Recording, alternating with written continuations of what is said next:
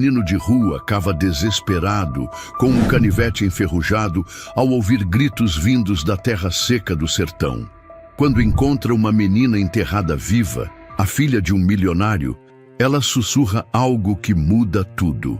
Aquilo não era só um resgate, era o começo de uma revelação que destruiria uma das famílias mais poderosas do país. Antes de começarmos esta história emocionante, comenta aqui embaixo de qual cidade você está assistindo e já deixa um curtir para continuar acompanhando. O silêncio da madrugada no sertão era quebrado apenas pelo farfalhar seco da palha e o som insistente de um cachorro magro roendo um osso. O céu estava limpo, estrelado demais para uma noite comum, e o vento sussurrava entre os cactos como se carregasse segredos. João acordou com um arrepio. Tinha 9 anos, mas os olhos fundos e as mãos calejadas o faziam parecer mais velho, como se o tempo tivesse batido nele mais cedo que nos outros. Dormia enrolado em sacos de estopa, encolhido sob uma estrutura improvisada com madeira podre e telhas rachadas. Um canivete enferrujado repousava sob o peito, sua única herança e defesa. O som veio de novo. Dessa vez, não era o cachorro, nem o vento. Era um ruído abafado, desesperado, como se alguém tentasse gritar com a boca cheia de terra. João se levantou num salto. Os olhos, acostumados à escuridão, miraram a direção do som. Um monte de terra recém-remexida, a uns 50 metros de onde estava. O lixão que o cercava estava silencioso, quase cúmplice daquele segredo oculto sob a poeira. Ele hesitou, mas o som voltou, fraco como um soluço engasgado. Correu. Os pés descalços rasgaram-se em pedras e latas, mas João nem sentiu. Seu coração batia no peito como um tambor de guerra.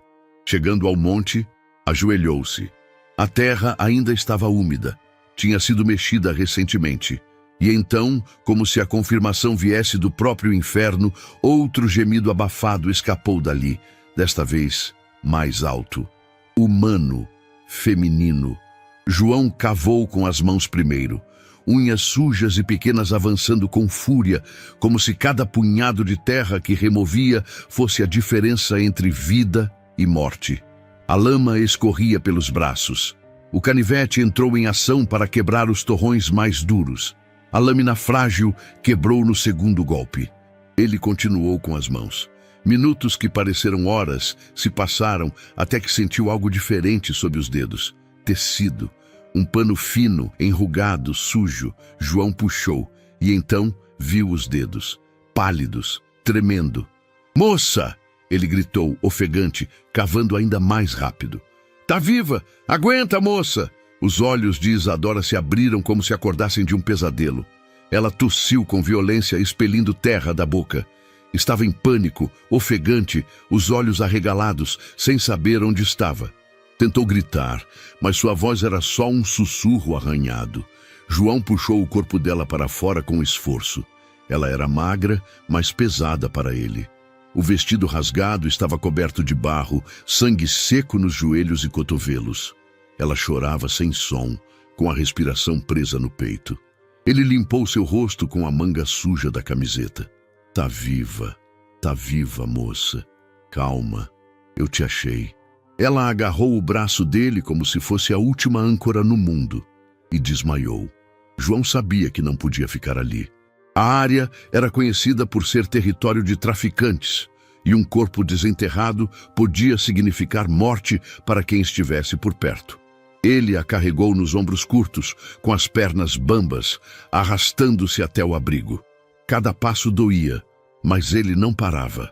Chegando, colocou-a com cuidado sobre as mantas, pegou uma garrafa de água quase vazia, limpou-lhe os lábios e molhou a testa dela. As pálpebras tremeram. Um som saiu da boca dela. Um nome. "João?" Ele recuou assustado. "Como você sabe meu nome?" Mas ela não respondeu. Estava em transe, meio entre o mundo real e algum lugar escuro onde tinha estado antes. Acordou horas depois, tremendo. João dividiu com ela a única banana meio podre que encontrara no lixo no dia anterior. Ela a aceitou com vergonha e fome. Depois de engolir o primeiro pedaço, chorou. "Quem fez isso com você?" ele perguntou. Eu não sei direito. Um homem, máscara, me pegou na escola. Acho que me deram alguma coisa. Apaguei. Depois, acordei no escuro." Ela olhou em volta. "Isso aqui é sua casa?" Ele assentiu, com um meio sorriso tímido. Ela ficou em silêncio por um tempo. Depois disse: "Você me salvou." João abaixou os olhos. "Você vai embora daqui, né?" Ela não respondeu. Longe dali, na mansão Bernardes, Alexandre surtava. A polícia, os helicópteros, a imprensa, nada tinha encontrado sua filha. Patrícia, a investigadora do caso, apostava que Isadora ainda estava viva. Mas cada dia aumentava a pressão para encerrar o caso como fatal. Naquela noite, enquanto Isadora dormia, João ficou sentado olhando para ela. Nunca tinha visto alguém como ela, nem pela televisão. Era como se tivesse caído de um outro mundo, mas era real. Ela estava ali, respirando. Por causa dele, João não sabia o que viria depois. Mas pela primeira vez em anos, não sentia só fome ou medo. Sentia importância. Alguém precisava dele, e isso era novo. O barulho dos grilos ecoava como um relógio natural, marcando as horas no sertão. Quando Isadora abriu os olhos, a luz fraca da manhã mal penetrava pelas frestas do abrigo. Seu corpo inteiro doía, da garganta seca à costela machucada. Tentou se mover, mas sentiu a rigidez da dor e, pior, o desconhecimento do lugar. A visão era surreal. Um espaço claustrofóbico, paredes de madeira carcomida, pedaços de telha e lona amarrados com fios de cobre. Cheiro de mofo, fumaça, ferrugem e alguma coisa azeda. Ela se ergueu de supetão, arfando. "Calma!" A voz do menino surgiu do canto num tom baixo, assustado. Ele estava encolhido, como se tivesse medo que ela o atacasse. "Quem é você? Onde eu tô? O que você fez comigo?" Ela disparou, tremendo, os olhos em chamas. "Você estava enterrada. Eu te tirei de lá." Ele respondeu, levantando as mãos num gesto de defesa. Ela piscou, confusa, o coração martelando no peito. "Enterrada?" "Sim, lá no lixão. Tinha gritos saindo da terra. Eu ouvi. Eu cavei." Ela levou as mãos ao rosto. A lembrança era fragmentada. Flashes de escuridão, cheiro de terra molhada, o pânico do sufocamento. As lágrimas começaram a cair sem controle. João se aproximou devagar e colocou à frente dela uma garrafinha plástica com um restinho de água. "Bebe devagar, senão te dá enjoo." Ela pegou com as mãos trêmulas e bebeu em goles curtos, entre soluços. Depois, olhou para ele com mais atenção. Era um menino pequeno, pele castigada pelo sol, o cabelo bagunçado com a sujeira entranhada, olhos fundos que pareciam carregar uma vida inteira de silêncio. "Qual seu nome?" "João." Ela limpou o rosto com o braço. "Isadora." Um silêncio constrangedor caiu entre os dois. João coçou a nuca, depois fuçou uma sacola no canto. Tirou de lá uma fruta amassada, uma goiaba. "Tá meio passada, mas é o que tem." Ela hesitou. O cheiro da goiaba era forte, quase azedo, mas o estômago doía como se estivesse cavando por dentro. Aceitou. Deu uma mordida quase com culpa e mastigou devagar. "Você mora aqui?" Ela perguntou entre um pedaço e outro. "Desde que minha mãe sumiu." "Faz um tempo." Isadora olhou em volta, os olhos captando os detalhes. Um saco de arroz vazio usado como travesseiro, potes improvisados com latas, uma garrafa com um pano servindo de filtro. Cada objeto contava uma história de sobrevivência. "Você não tem ninguém?" João deu de ombros. "Às vezes, uns caras do lixão me dão coisa, às vezes me chutam." Ela ficou em silêncio, segurando a goiaba com mais firmeza. "Você é filha daquele homem da TV, né?" Ele perguntou com um leve receio. "Meu pai é o Alexandre Bernardes." Ela respondeu, a voz baixa. Ele é dono de um monte de empresas. A gente mora em São Paulo. João assentiu sem entender direito o que aquilo significava, mas imaginando que devia ser um mundo onde não se come fruta passada nem dorme no chão. Como você veio parar aqui? Ele perguntou. Isadora apertou a goiaba nas mãos. Eu não lembro direito. Tinha um carro. Eu estava indo para a escola. Aí alguém me puxou. Tinha um pano. Cheirava forte. Depois eu apaguei. Só lembro de acordar, no escuro, e depois, terra. João engoliu seco. Alguém tentou te matar. Ela assentiu, engolindo as lágrimas. Durante o dia, João saiu por um tempo para buscar mais água num tambor enferrujado escondido no mato. Isadora ficou sozinha, com medo de tudo, do lugar, do menino, da memória. Quando ele voltou, viu que ela tinha arrumado as mantas, separado os restos de comida, ajeitado o canto como pôde. Você não tem medo de mim? Ele perguntou, largando a garrafa com água pela metade. Ela o olhou por um instante. Tive, mas você me salvou. Ele coçou os olhos, desconcertado. Ninguém nunca disse isso para mim. Ela deu um sorriso tímido, o primeiro do dia. Ao cair da tarde, o tempo fechou. Nuvens pesadas se acumularam, anunciando uma chuva forte. João reforçou o abrigo com tábuas e lonas. Isadora o ajudou, mesmo com os braços doendo. Quando as primeiras gotas caíram, os dois estavam sentados juntos, dividindo um cobertor fino, assistindo à tempestade como se fosse um espetáculo. Por que você me ajudou? Ela perguntou, olhando para a chuva. João ficou quieto por alguns segundos. Depois respondeu, porque eu ouvi você, e ninguém nunca me ouve. Isadora abaixou a cabeça. Um aperto no peito tomou conta dela. A tempestade lá fora rugia, mas o que se construía ali dentro era mais silencioso e profundo. Um elo improvisado entre dois mundos quebrados tentando encontrar abrigo um no outro. A manhã surgiu com uma névoa tênue e o cheiro de terra molhada ainda grudado no chão do sertão. O abrigo, por mais frágil que fosse, resistira à tempestade da noite anterior. João acordou primeiro. Saiu em silêncio, deixando Isadora dormindo enrolada nas mantas finas. Andou pelas trilhas de areia até um ponto alto do lixão, onde sabia que encontraria Tonhão, um catador de alumínio que de tempos em tempos deixava um pouco de comida ou água por piedade. Ou talvez por ver nele a si mesmo em miniatura.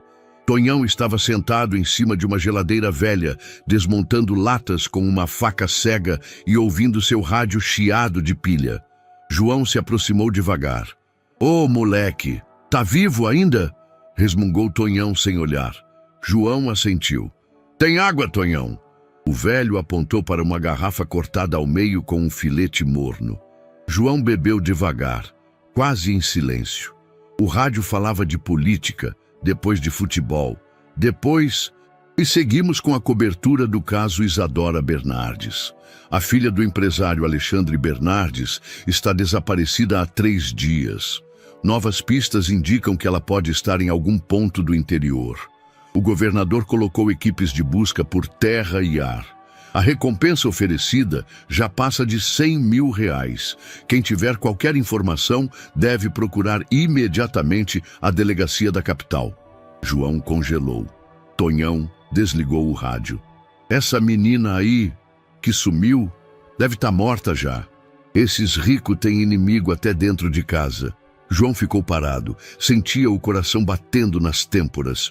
O nome Bernardes, Isadora Bernardes, agora fazia sentido. Ela era a menina da TV, a do rosto estampado nos postes da cidade e nos papéis que voavam pelos becos. E ele a salvara.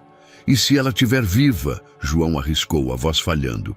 Tonhão riu com desdém. E se eu fosse deputado, né? Vai nessa. João saiu correndo, a cabeça em turbilhão. Ao voltar para o abrigo, encontrou Isadora acordada, sentada com os joelhos encostados no peito. Ela o olhou com os olhos fundos, mais lúcidos. Você demorou.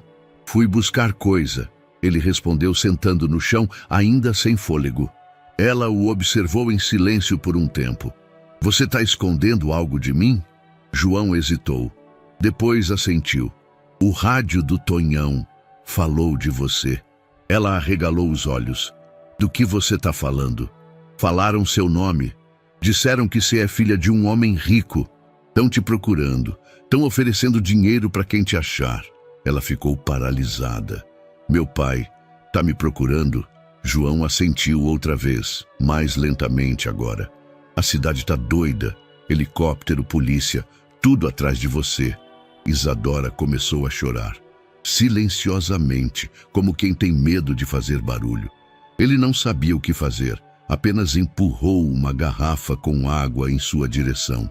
Eu achava que tinham esquecido de mim. Ela sussurrou, que eu ia morrer ali, debaixo da terra.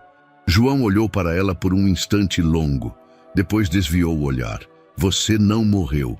Ela limpou o rosto com as mãos e, ainda tremendo, disse, foi você. Eu? Você me salvou.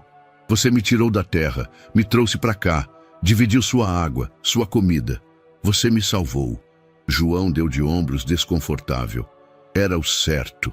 Ela se aproximou e tocou no braço dele, leve como se o próprio gesto pudesse espantar o menino.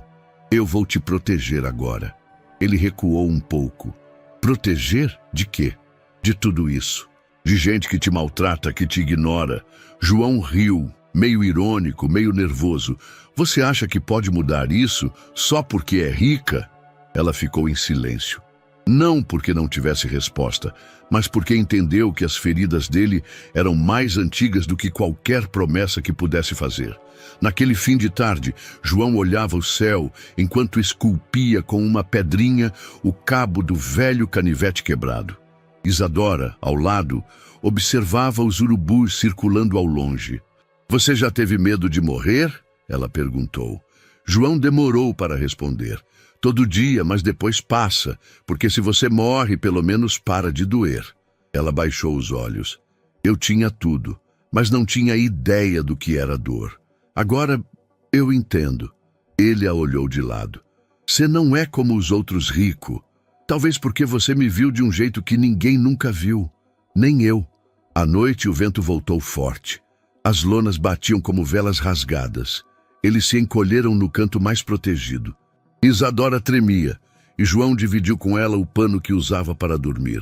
Se amanhã você for embora, ele disse de repente, não conta que fui eu. Por quê? Porque vão me levar, me mandar para um lugar ruim, ou achar que eu fiz mal para você. Eles sempre acham isso. Ela segurou a mão dele com firmeza. Eu nunca vou deixar isso acontecer. Ele quis acreditar, mas estava acostumado a promessas que o mundo não cumpria. A sala de comando da delegacia improvisada no interior do sertão cheirava a café velho, papel mofado e ansiedade. Papéis com a foto de Isadora Bernardes cobriam os murais, os mapas e até algumas cadeiras. Mas entre todo aquele caos burocrático, apenas uma pessoa permanecia firme, olhos atentos nos detalhes que ninguém mais via. Patrícia Rocha, 38 anos, investigadora-chefe da Divisão de Pessoas Desaparecidas, não era o tipo de policial que esperava ordens. Ela as criava. E naquele momento, enquanto olhava a foto de Isadora pela 10ª vez naquela manhã, algo lhe corroía por dentro, a sensação de que a menina ainda estava viva. Disseram que encontraram um pano com perfume perto da escola, comentou um agente, colocando um saco plástico sobre a mesa. Patrícia cheirou de leve. Clorofórmio e floral. Mistura de sedativo com disfarce de colônia barata.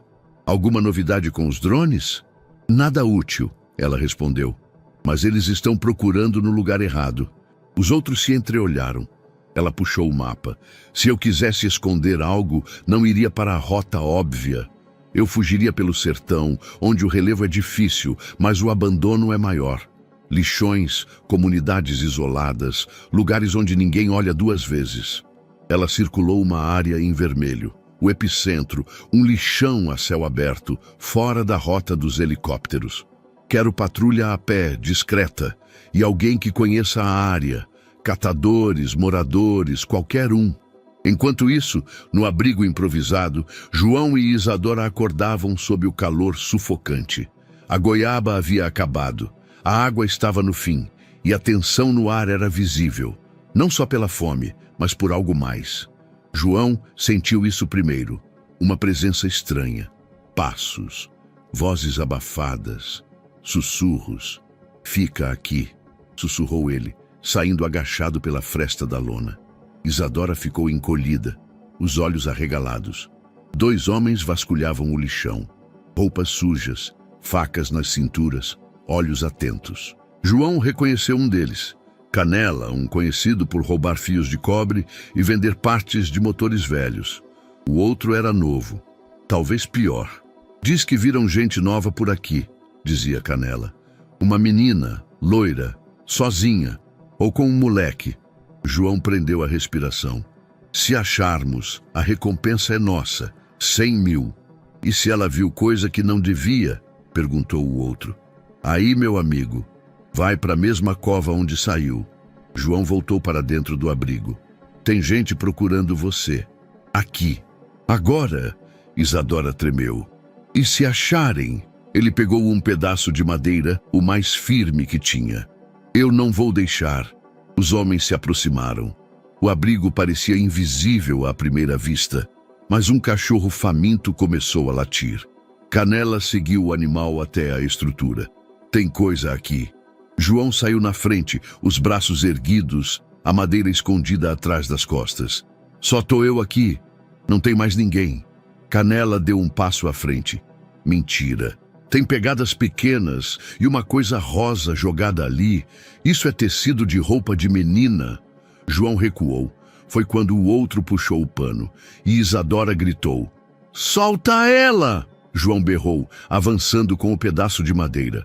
O impacto no braço do homem fez com que ele deixasse cair a faca. Canela agarrou João pelo colarinho, levantando-o do chão. "Quer morrer, moleque?" Antes que a ameaça se cumprisse, um grito ecoou do alto do monte de lixo. "Solta ele agora!" Era Zeca, um catador velho e mal cheiroso, mas conhecido por ter um tipo estranho de autoridade entre os demais. Estava com um cano na mão e outros 3 homens atrás. "Não toquem neles, ou saem daqui agora, ou vão sair em pedaços." Canela hesitou. O outro homem recuou. Zeca desceu com firmeza, encarando-os até que sumissem entre os montes de metal e lixo. João caiu de joelhos, tremendo.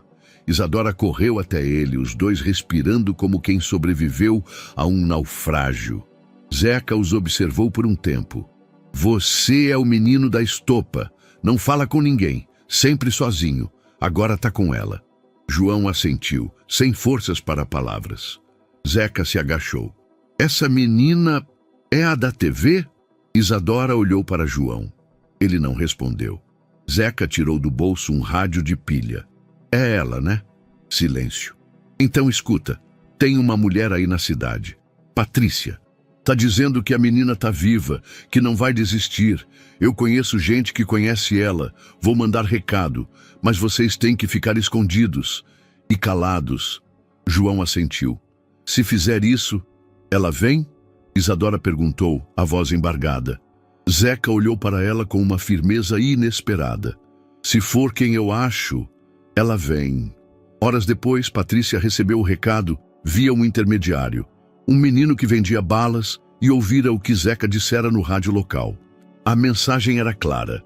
"A menina loira tá viva, com o moleque do lixão. Esconde bem, mas teve encrenca." Patrícia não disse nada. Apenas sorriu pela primeira vez em dias. Ela sabia onde procurar agora.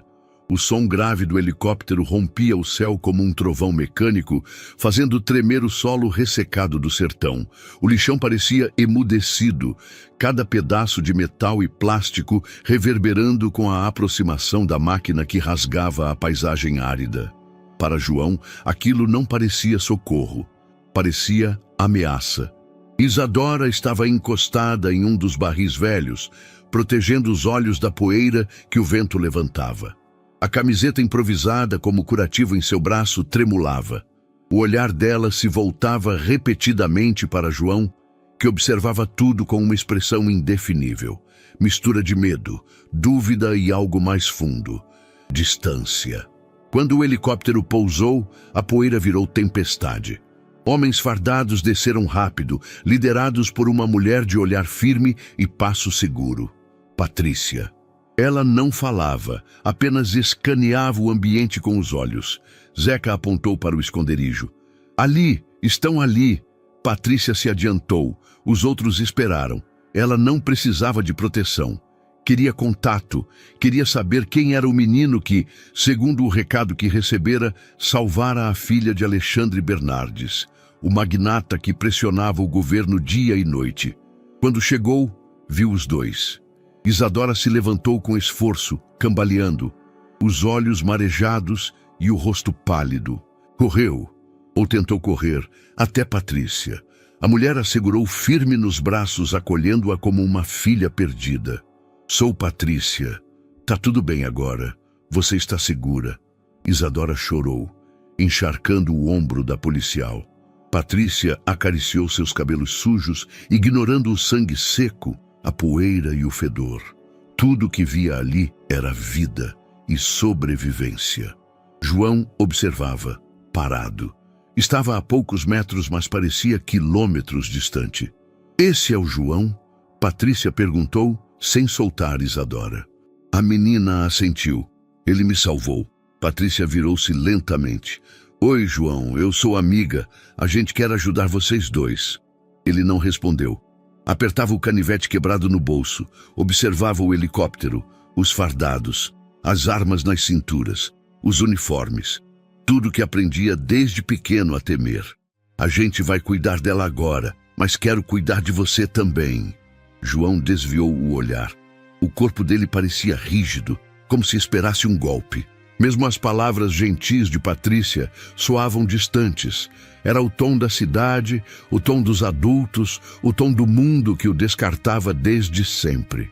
Os paramédicos se aproximaram, chamando Isadora pelo nome completo.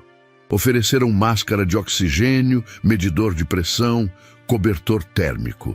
Ela não queria nada daquilo. E o João, ele vem, né? Patrícia respondeu antes mesmo que a pergunta terminasse. Vamos tentar. Mas João já dava um passo para trás. Depois outro.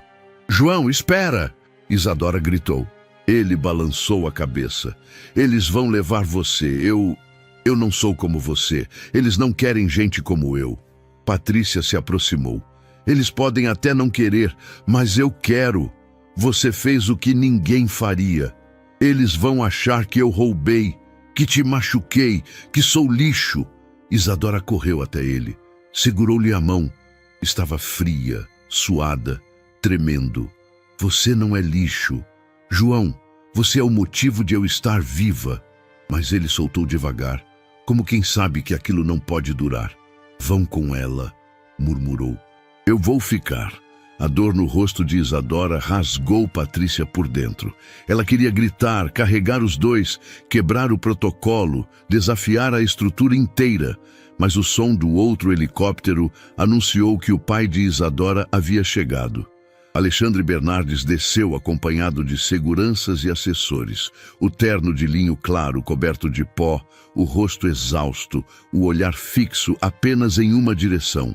A filha. Quando a viu, correu até ela, envolvendo-a num abraço que misturava amor e pânico. Meu Deus, Isadora, você está bem? Eles te machucaram? O que fizeram com você? Pai, o João. O quê? Ela apontou. João estava ali, parado, meio escondido. Alexandre olhou.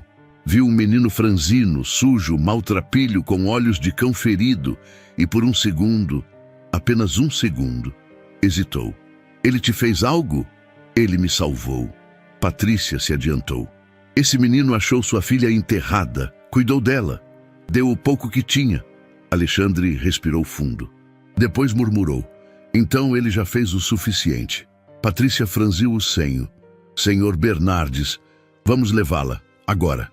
E o João? Você quer que eu leve um garoto do lixão para minha casa? Para conviver com minha filha traumatizada? Não. Ele ajudou.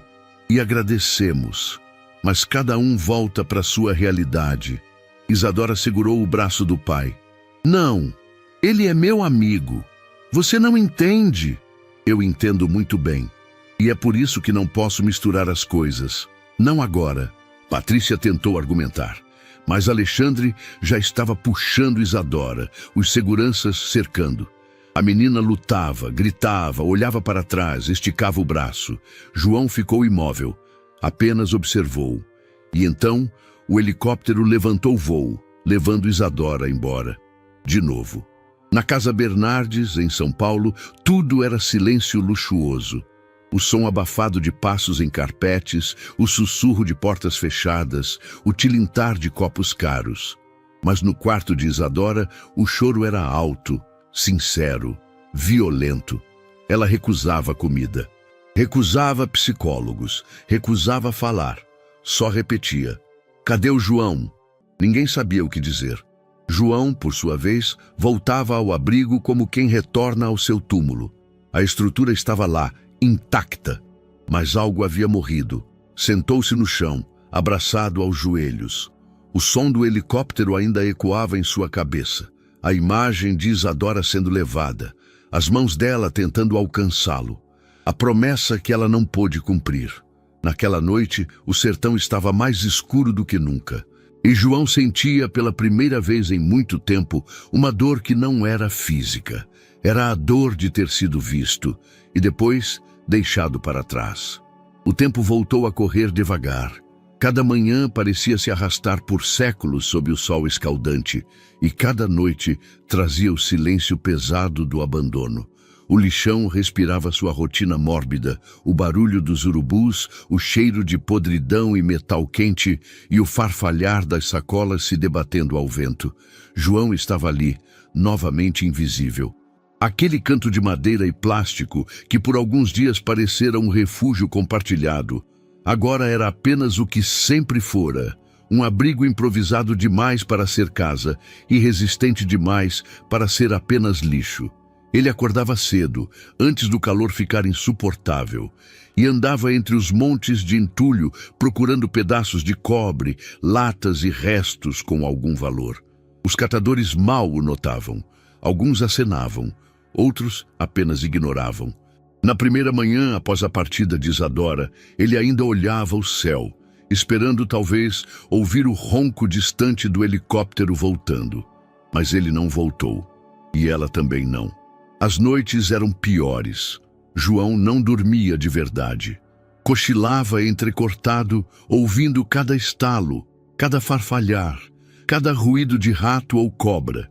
E quando finalmente conseguia adormecer, ela vinha.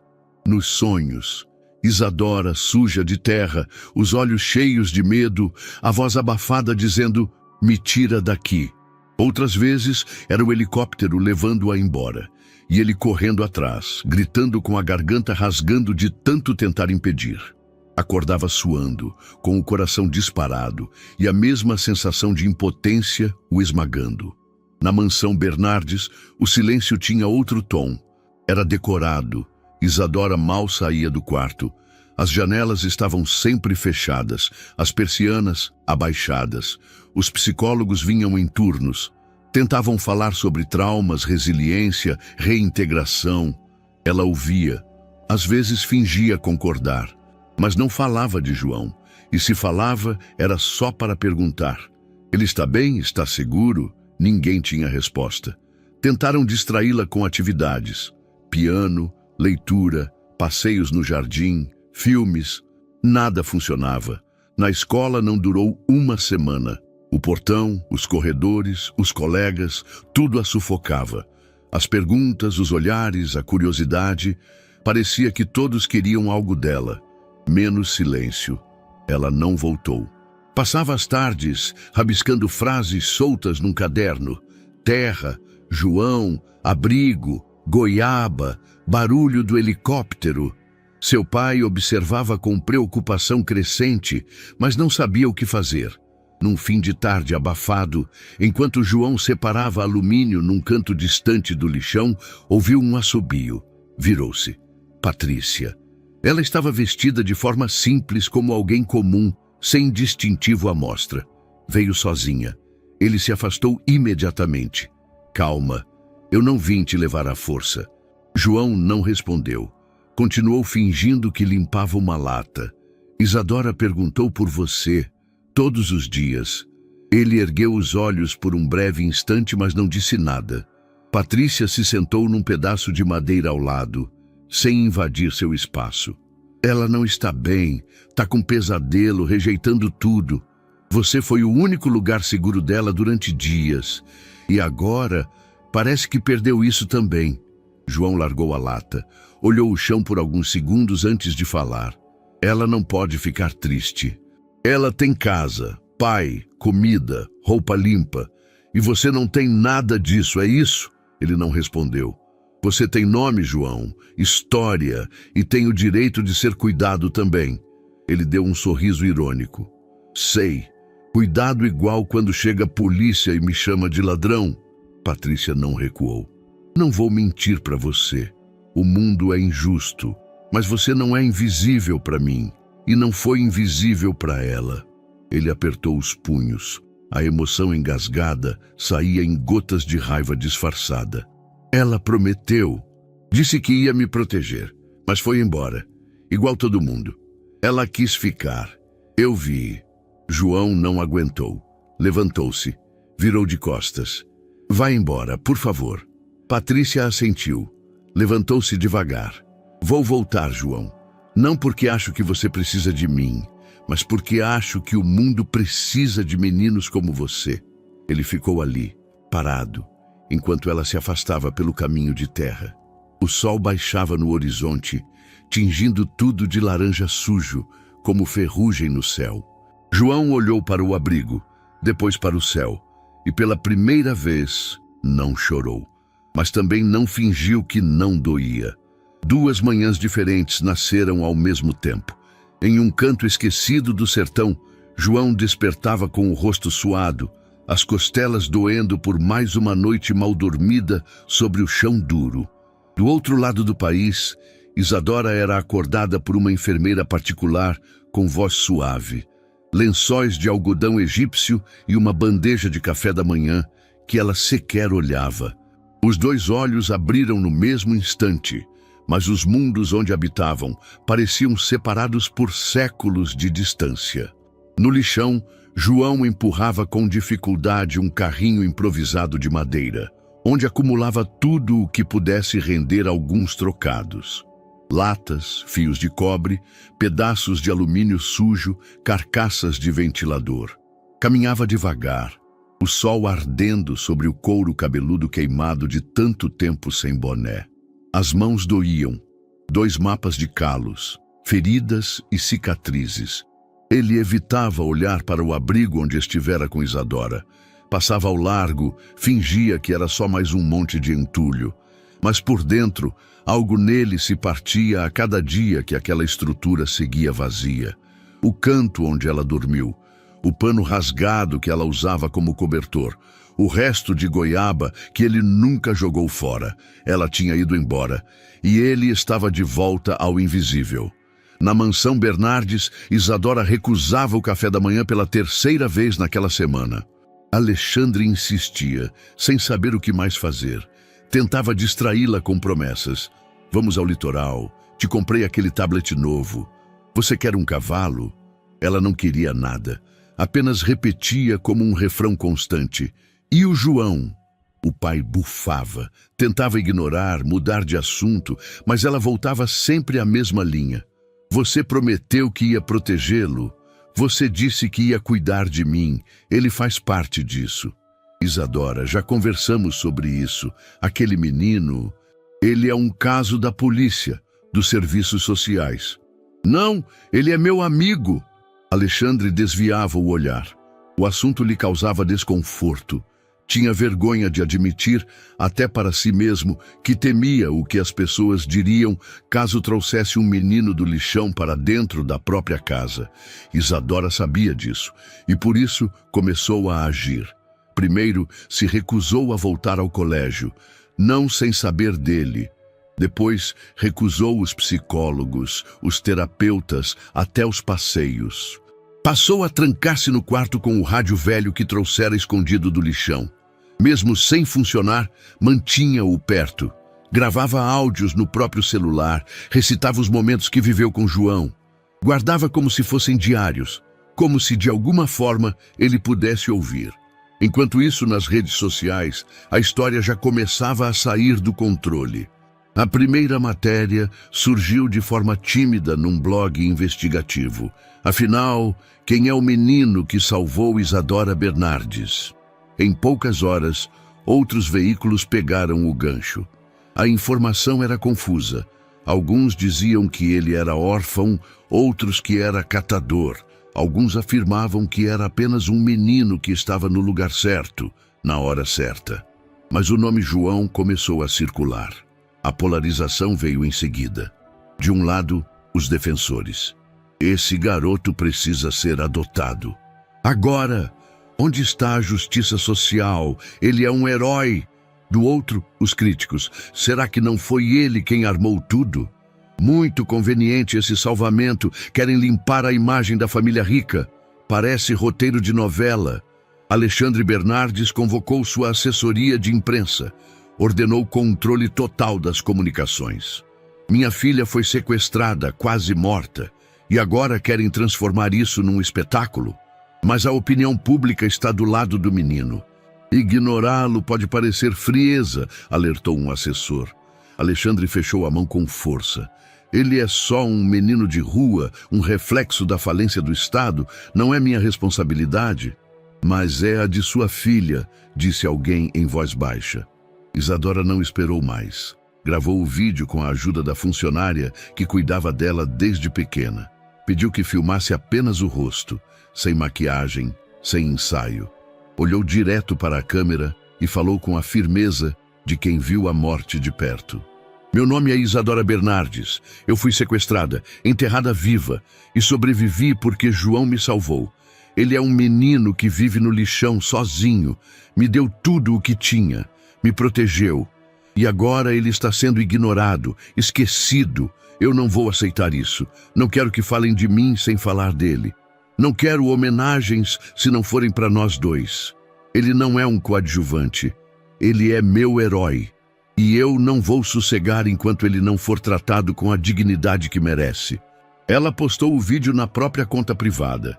Em 2 horas, viralizou. O vídeo explodiu. Foi parar nos maiores portais. As hashtags Justiça por João e Herói do Sertão tomaram as redes. Programas de TV pediram entrevistas. Influenciadores fizeram vídeos emocionados. No lixão, João não entendia muito do que acontecia, mas ouviu. Zeca lhe mostrou o vídeo num celular velho. Os olhos dele marejaram, mas ele disfarçou. Ela falou de mim. Ela não esqueceu, disse Zeca. João ficou em silêncio. Depois perguntou, você acha que isso muda alguma coisa? Antes que Zeca respondesse, uma voz conhecida surgiu ao fundo. Pode mudar se você quiser. Patrícia estava ali de novo, simples, sem uniforme, apenas com os olhos firmes de sempre. Quero que venha comigo até a cidade, só para conversar, sem obrigações. E se for a armação? Não é? Tem gente querendo ouvir o que você tem a dizer. Tem gente que está te vendo. João olhou para o céu. Um urubu circulava no alto, preguiçoso. Eles vão me chamar de bandido. Alguns sim, mas outros vão ouvir a verdade. Ele pensou por um tempo, depois assentiu. Então vamos. E pela primeira vez, João saiu do lixão com o peito mais alto. Não era fuga. Era o começo de um embate. O centro da cidade parecia outro mundo. João andava colado a Patrícia, os olhos baixos, assustado com os arranha-céus, o barulho dos carros, a velocidade com que as pessoas passavam sem olhar. No lixão, ele sabia onde pisar, que som significava perigo, que cheiro avisava sobre podridão. Ali, tudo era barulho demais e empatia de menos. Ele usava uma camiseta limpa, que Patrícia trouxera, mas ela ainda coçava. Os sapatos apertavam, os olhares incomodavam. Na recepção do estúdio de TV, a maquiagem tentou disfarçar o medo nos olhos dele, mas não conseguiu. Fala com calma. Seja você. Não precisa responder nada que não queira, disse Patrícia antes da gravação. João assentiu, mas a garganta estava seca e o estômago virado. No estúdio, o apresentador sorriu largo, apertou a mão de João de forma performática. Você é o famoso João, o herói do sertão. Que honra ter você aqui com a gente. Ele não sabia o que dizer. Conta pra gente, João, como foi encontrar Isadora? Você a conhecia de antes? Como sabia que ela estava ali? O menino franziu a testa. Eu ouvi ela gritando. Estava enterrada. Eu cavei com a mão, com o canivete. Canivete! O apresentador fez uma careta sutil. Você andava armado? É que lá é perigoso. Entendi. Mas me diz, João, por que você não levou ela direto para a polícia? Por que escondeu ela por 2 dias? Patrícia se mexeu na cadeira, irritada. João hesitou. Eu fiquei com medo. Gente como eu, quando chega perto da polícia, às vezes some. O apresentador sorriu desconfortável. Claro. Mas você sabia quem ela era, né? Sabia que era a filha do Bernardes? Depois sim, no começo não. O corte da entrevista deixou apenas as partes que levantavam dúvida. O canivete, o esconderijo, a demora. No dia seguinte, os comentários estouraram.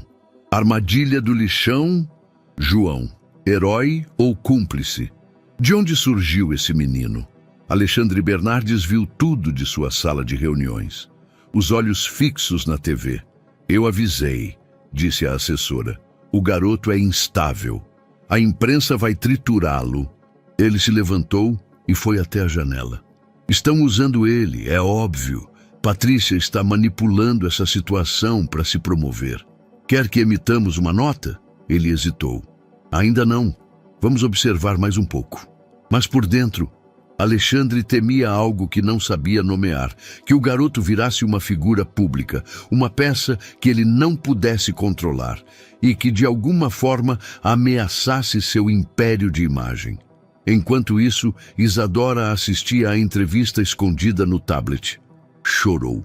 Apertou o travesseiro contra o rosto. Eles estão distorcendo tudo. Ela tentou falar com o pai, mas ele não quis conversa. Você não entende, Isa. Isso é perigoso para todos. A imprensa não tem amigos. Esse garoto está no meio de um jogo grande demais para ele. E se você é parte desse jogo, pai? Ele ficou em silêncio. Naquela mesma tarde, a imprensa recebeu um novo rosto. Norberto Aranha, ex-diretor do Grupo Bernardes, reapareceu em uma coletiva discreta num hotel 5 estrelas. Cabelos grisalhos bem aparados, terno sob medida, voz calculadamente pausada. Vim oferecer meu apoio à família Bernardes. Isadora é como uma neta para mim. Trabalhei com Alexandre por anos. Fui afastado injustamente, sim, mas isso agora não importa. Estamos diante de uma tragédia humana. Meu compromisso é com a verdade. O vídeo da coletiva correu pelas redes como pólvora. Patrícia assistiu da viatura. Sentiu um calafrio que não vinha só da raiva. Mentiroso. Ela pegou o telefone. Quero tudo sobre Norberto Aranha. Últimos negócios, contatos, registros e alguém que me diga o que ele fazia quando Isadora desapareceu. No apartamento temporário onde Patrícia deixara João, ele mexia no celular emprestado. Lia os comentários, sem entender bem a maioria, mas entendeu os olhares no elevador. O silêncio estranho da funcionária que entregava a marmita. A forma como trancaram a porta com um estalo forte. No lixão era invisível. Na cidade, era suspeito. Ele sentou na cama. Pegou o canivete quebrado do bolso. Passou o dedo sobre o cabo. Devia ter ficado onde ninguém me via. Mas então, lembrou dela. Do jeito que Isadora dizia seu nome.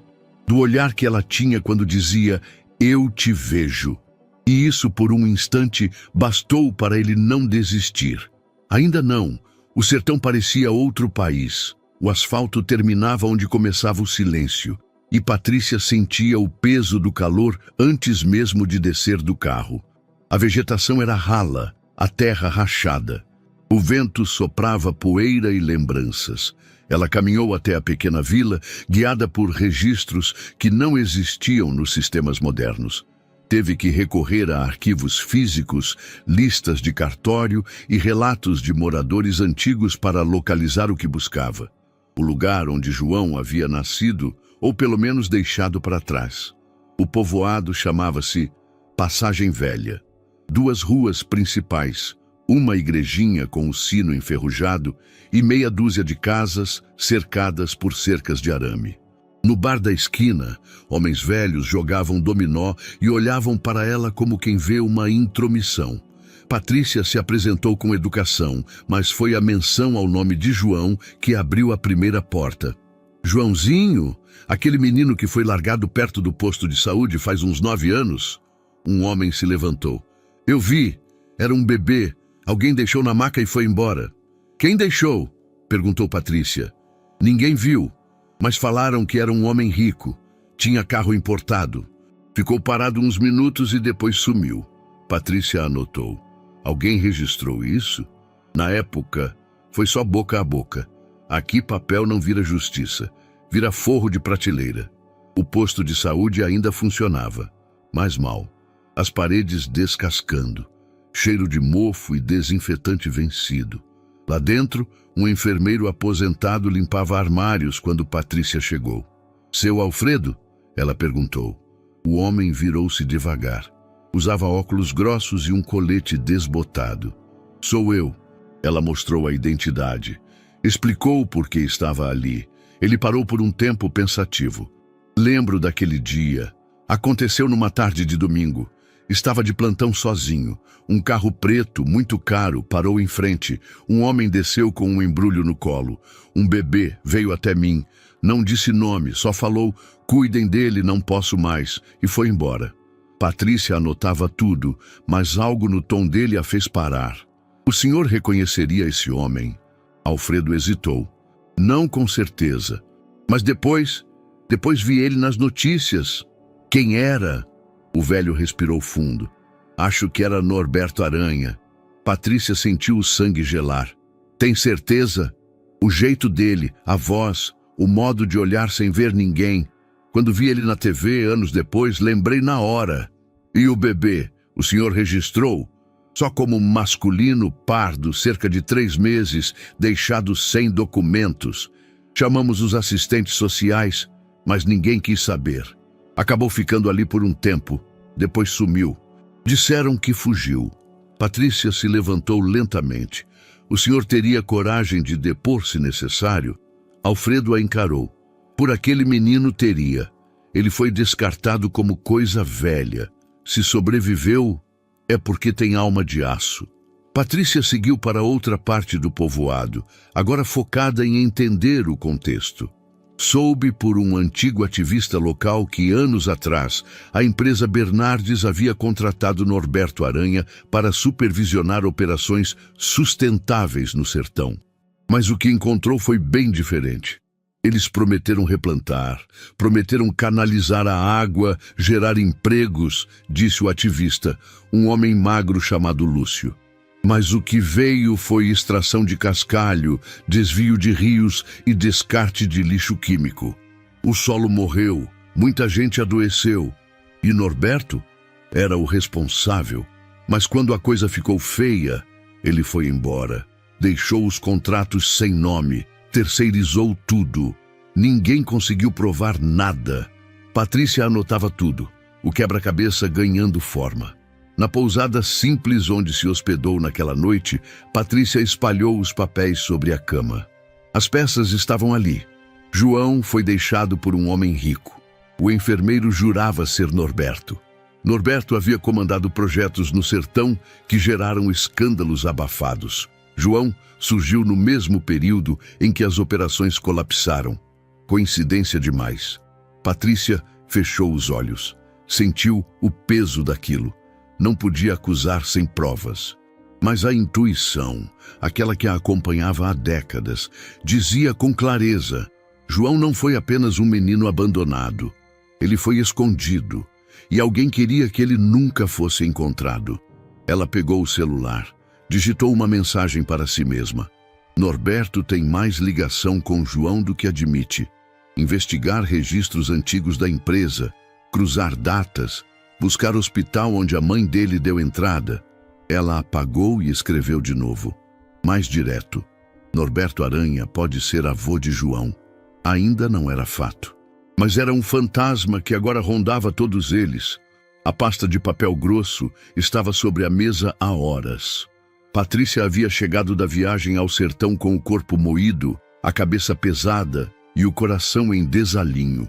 Mas não dormiu, nem por um minuto. Ali, entre folhas amareladas, registros hospitalares antigos, relatórios de doações e prontuários esquecidos, ela tinha o que buscava e o que temia encontrar. Um nome, uma ligação. Helena S. Aranha, filha de Norberto Aranha, internada pouco mais de 9 anos antes em uma clínica particular, por estresse pós-parto e crise emocional aguda. Nenhuma certidão de nascimento associada ao bebê, nenhum nome de pai, nenhum registro oficial de adoção. E no campo de responsável pelo paciente, o mesmo nome, Norberto Aranha. Patrícia soube naquele instante. Não precisava de DNA. A verdade já doía por ser evidente. João era neto biológico de Norberto Aranha. Ela marcou o encontro com João no fim da manhã, em seu apartamento temporário. Pediu que ele estivesse sozinho. Não queria que ele recebesse aquilo com câmeras, repórteres ou ruído. Quando ele abriu a porta, o rosto estava abatido. Nos olhos, a mesma sombra que ela começara a reconhecer, a de quem carregava mais do que o próprio peso. Mas havia também curiosidade, quase esperança. Você achou alguma coisa? Ela entrou em silêncio. Sentou. Abriu a pasta. João, você tem o direito de saber. Mas o que eu vou te contar pode doer. Ele assentiu. Ficou em pé, parado, como se esperar em pé fosse a forma mais rápida de fugir se precisasse. Sua mãe se chamava Helena. Helena Aranha. Ele piscou. Aranha? Como o cara da empresa? O quê? Ela era filha dele, João. Sua mãe era filha de Norberto. Isso faz dele seu avô. João riu. Um riso curto, incrédulo. Não, isso tá errado. Patrícia mostrou os papéis, as datas, os registros, a ligação com a cidade onde ele fora deixado, a assinatura de Norberto, o histórico da internação de Helena, os meses batendo com sua idade. Não! Ele repetia, o tom ficando cada vez mais áspero. Isso não pode ser. Ele é o cara que enterrou a Isa. Ele tentou matar ela. E agora você vem me dizer que eu sou parte disso? Você não é ele, João. Mas eu sou o sangue dele. É isso? Eu sou o neto do cara que quase matou a única pessoa que me viu como gente? Ele andava pelo cômodo como fera em jaula. A respiração acelerada, o rosto pálido, os olhos cheios de algo pior que lágrimas. Nojo. E por que ela me largou? Minha mãe. Por quê? Ela era jovem, frágil, a família. Forçou. Não sabemos os detalhes ainda. Forçou. Ele repetiu com amargura. Então, ele destrói o sertão, joga gente no lixo e, quando tem um neto, decide esconder. Enterrar como enterrou a Isa. Você não é o que ele tentou apagar, João. Você é o que ele não conseguiu destruir. Ele parou, olhou para ela. E então, saiu. A cidade era barulhenta, mas João não ouvia nada. Caminhava sem rumo, com as mãos no bolso, sentindo o papel do registro que Patrícia colocara ali sem ele perceber. As palavras nadavam na cabeça. Sangue, neto, aranha, lixo, sequestro, maldade, herança, culpa, Isadora. Parou em frente a uma loja. Viu sua própria imagem no reflexo do vidro. Mas o que viu não foi um garoto. Foi uma sombra. Passou por ele um grupo de adolescentes uniformizados. Riam de algo no celular. Um deles, ao ver João, murmurou: "Olha lá o netinho do psicopata." João não reagiu. Continuou andando. Encontrou um beco. Sentou-se no chão. Abraçou os joelhos. Lembrou do dia que viu Isadora pela primeira vez. da terra, do desespero, do modo como ela agarrou seu braço e não soltou. Da maneira como ela disse: "Você me salvou." E agora aquele você era também ele, o neto do monstro. Se eu sou o sangue dele, será que tenho o mesmo veneno? Do outro lado da cidade, Isadora estava em seu quarto quando Patrícia chegou. Ele fugiu? Não, ele está em crise. Precisava respirar. O que você contou? A verdade. Norberto é avô dele. O silêncio de Isadora foi mais profundo que o choque. Ela sentou-se na beira da cama. Isso muda tudo. E ao mesmo tempo não muda nada. Ela saiu sozinha. Foi até o endereço que Patrícia lhe dera. Encontrou João sentado numa escada, com as costas curvadas. Ela não falou de imediato. Sentou-se ao lado. O silêncio entre eles era confortável e cruel ao mesmo tempo. "Eu ouvi", ela disse, "sobre o sangue." Ele não respondeu. E agora todo mundo vai me ver como neto do assassino. O que salva vira o que ameaça." Ela virou-se para ele. "Você não é o que os outros pensam." Mas eu sou o que eu penso, e agora eu não sei o que sou." Você é o menino que me ouviu gritar, que cavou com as mãos, que dividiu água, fruta, pano velho. Isso é mais forte que sangue, João." Ele respirou fundo. "E se um dia eu for como ele?" Ela estendeu a mão. "Então eu vou lembrar você quem é de verdade, até você lembrar também." Ele hesitou, mas não segurou a mão. Levantou-se. "Preciso ficar sozinho." Ela respeitou. Ficou sentada, vendo-o se afastar. Mas sabia, mesmo que ele ainda não aceitasse, a verdade já tinha sido plantada, e ela não iria deixá-lo se perder. Não enquanto o sangue de Norberto não fosse derrotado, não pelo ódio, mas pela coragem de ser diferente.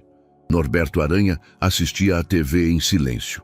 O Matéria passava imagens de João chegando à audiência pública com Patrícia dias antes, e depois cortava para comentários de especialistas em direito, jornalistas e influenciadores discutindo o desejo de adoção por parte da família Bernardes. O nome João S. já não era mais o de um menino invisível. Era o centro de uma disputa pública, moral e política. Norberto desligou a televisão devagar. Olhou para a taça de vinho em sua mão e sorriu. Um sorriso estreito, vazio, milimetricamente construído. Então o bastardo sobreviveu. Na mesa à sua frente havia uma pasta aberta. Cópias de registros hospitalares, fotos do povoado e, mais importante, uma análise jurídica feita por seu advogado pessoal, indicando o risco real de João ser adotado legalmente por um membro da família Bernardes. "Não podemos permitir isso", disse o advogado. "Se o menino for adotado, ele se torna legalmente herdeiro. Pode inclusive processar pela omissão do nascimento, abandono de incapaz, ocultação de parentesco." Norberto levantou-se. "Não se preocupe com o que a lei permite. A opinião pública é o que importa. Se ele perder credibilidade, se a imagem de Patrícia ruir, eles não terão apoio para seguir com nada. E Alexandre não vai querer se manchar com isso." Na manhã seguinte, uma nova enxurrada de notícias pipocou na mídia. Garoto do lixão tem laços com ex-diretor investigado por corrupção. Conheça a árvore genealógica obscura de João S., neto de Norberto Aranha. João e Patrícia, protetora ou manipuladora? Nos bastidores, Norberto financiava colunistas, comprava espaço em programas sensacionalistas e usava contatos para plantar dúvida, medo e escândalo. Tudo para mudar o discurso de herói para herdeiro indesejado. Patrícia acordou com o celular vibrando.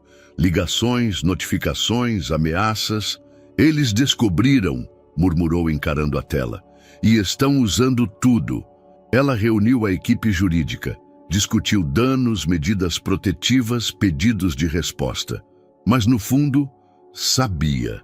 O ataque não era só contra ela, era contra João, contra a ideia de que alguém como ele pudesse ter valor. João, por sua vez, se fechou novamente. Evitava a televisão, os jornais, até os recados de Isadora. Se antes sentia vergonha por não saber quem era, agora sentia ódio por saber. No escritório de Alexandre Bernardes, a pressão interna era sufocante. Assessores debatiam danos à imagem da empresa. Advogados queriam se antecipar à crise, mas foi Alexandre quem bateu na mesa. Quero falar com Norberto, pessoalmente, agora. O encontro aconteceu em uma sala privada de um clube de elite. Discretos, sem imprensa. Um garçom serviu café e saiu. Eles ficaram sozinhos. Norberto estava impecável. Terno azul escuro, lenço de bolso, relógio suíço. Alexandre, por outro lado, parecia carregado. A testa suada, o maxilar travado. Você sabia? Alexandre começou direto. Sabia que João era seu neto? Norberto olhou para ele como quem analisa um peão num tabuleiro. Sabia. E enterrou essa verdade como enterrou minha filha. Norberto arqueou uma sobrancelha. Você está exagerando.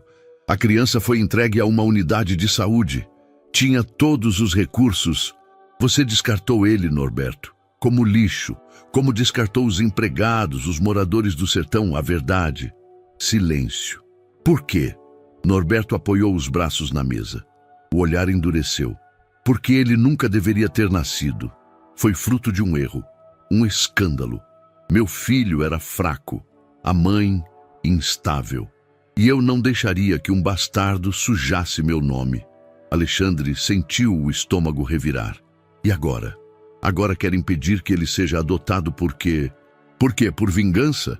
Porque se esse garoto entrar na sua família, Alexandre, ele leva meu nome consigo e o seu. Ele arrasta um passado que você não pode apagar com filantropia. Vai manchar tudo que construiu. E eu sei que você não vai deixar isso acontecer. Alexandre se levantou. Você não entendeu nada, Norberto. Entendi tudo. Você acha que me protegeu esses anos, mas só me cercou de veneno. E agora você não vai decidir mais nada. Nem por mim, nem por minha filha. E muito menos por aquele garoto. Ele saiu. Norberto ficou sozinho, com o café esfriando. E pela primeira vez, o sorriso dele vacilou. Do lado de fora, Alexandre respirou fundo. Pegou o celular. Ligou para Patrícia. Quero conversar, hoje, em particular. Patrícia atendeu com voz firme. Então está pronto para ouvir o que o menino que salvou sua filha tem a dizer? Silêncio. Depois. Estou pronto para escutar a verdade. Toda ela. João acordou antes do sol nascer, com o corpo inquieto e o peito em combustão. Era uma dor surda, não física. Um torvelinho de vergonha, medo e algo pior. Desorientação. Levantou devagar, pegou a mochila de lona azul, enfiou dentro uma muda de roupa, o caderno com a capa rasgada e, com as mãos trêmulas, pegou o canivete que escondia sob o travesseiro. O papel que deixou sobre a escrivaninha era simples, quase invisível. Não quero machucar ninguém. Saiu sem fazer barulho. Evitou o elevador. Desceu pelas escadas com passos que pareciam pesar uma tonelada. Lá fora, o céu mal clareava. A cidade ainda dormia, mas dentro dele, tudo já estava em ruínas. João caminhou durante horas. Não olhava para trás, mas também não via para onde ia. Só queria estar longe, fugir da palavra aranha. Fugir do rosto do homem que agora habitava seus pesadelos. Fugir da culpa por algo que nunca cometeu, mas que sentia escorrendo por suas veias como ferrugem. Chegou à rodoviária como quem chega a um deserto. Sentou num dos bancos frios com a mochila nos pés. Observava as pessoas. Ninguém o reconhecia ali. E isso era um alívio cruel. Ele voltava a ser o que sempre foi. Ninguém, ou quase. Porque agora até o nada doía. Na delegacia, Patrícia tomava café quando viu a porta do quarto de João entreaberta. Chamou seu nome 2 vezes. Nada. Ao entrar, viu a cama vazia, a mochila sumida. E o bilhete, curto como uma punhalada. Sentiu o coração despencar. Em minutos ligava para Isadora. Ele fugiu. Para onde? Não sei, mas ele levou pouca coisa e não deixou o celular. Eu vou achar ele, Isadora. Confia em mim. Eu conheço o João. Eu sinto quando ele está com medo. Isadora vasculhou a cidade. Perguntou a motoristas, olhou em lanchonetes, rodou as avenidas onde costumavam caminhar. Seu coração doía, mas havia também uma intuição afiada, uma certeza quase instintiva. E quando passou pela rodoviária, algo nela pulsou. Desceu do carro e andou entre malas e bancos sujos, e então o viu. João estava sentado sozinho, o capuz sobre os olhos, o corpo curvado. "Não vai me dizer que é coincidência?" ela perguntou. Ele a olhou surpreso, quase frustrado. "Você não devia ter vindo. Você não devia estar indo." Ela sentou ao lado. Ficaram em silêncio. A movimentação ao redor parecia distante. "Tá todo mundo certo sobre mim", ele disse. "Eu sou um erro, o filho de ninguém, o neto de um monstro. Não devia ter aparecido. João, você não escolheu de quem veio, mas você pode escolher quem vai ser. E se eu errar? E se o sangue puxa? Sangue não é corrente, é só fluido. Caráter é escolha." Ele olhou nos olhos dela. "E se eu machucar alguém? E se eu virar ele? Você já teve chances de fazer mal, João, quando estava sozinho, invisível. E o que você fez? Me salvou, me cuidou, me protegeu." Ele respirou fundo. As palavras de Isadora não apagavam a dor, mas lhe davam direção. "Eu tô cansado de fugir." Ela sorriu discreta. "Então para e fica." Patrícia chegou pouco depois. Os viu sentados e por um momento não quis interromper. Sabia que aquela conversa valia mais do que qualquer relatório psicólogo ou decisão judicial. Quando se aproximou, João levantou. "Eu quero ir com vocês." "Tem certeza? Eu nunca tive tanta. Você entende o que vai enfrentar? A imprensa, a justiça, as perguntas?" "Entendo, mas agora quero ser o dono da minha história." No carro, a caminho de casa, João pediu um caderno. Escreveu durante o trajeto todo, as mãos firmes, os olhos focados. Patrícia leu o bilhete no final da noite. "Sou João, e não quero ser neto do medo. Quero ser filho da coragem e irmão da esperança. Escolhi parar de correr. Agora eu vou ficar e lutar." Ela segurou o papel por longos minutos. "Ele está pronto", murmurou. Isadora do sofá respondeu. "Ele sempre esteve, só não sabia ainda." Mais tarde, no espelho do quarto, João encarava o próprio reflexo. Não era o mesmo de antes. Havia dor, mas também havia decisão. Ele tocou o próprio rosto, respirou fundo e disse baixinho só para si: "Eu não sou ele, nunca fui." O salão do fórum estava lotado antes mesmo do horário marcado. Os bancos de madeira já estavam tomados por rostos atentos, câmeras ligadas, blocos de notas prontos. A audiência pública sobre a possível adoção de João S. E o menino de rua que salvou a filha do empresário Alexandre Bernardes tornara-se o evento mais acompanhado da cidade e talvez do país. Na porta, fotógrafos disputavam espaço com repórteres, e em cada canto havia cochichos, microfones posicionados e celulares prontos para registrar cada lágrima, cada vírgula, cada tropeço.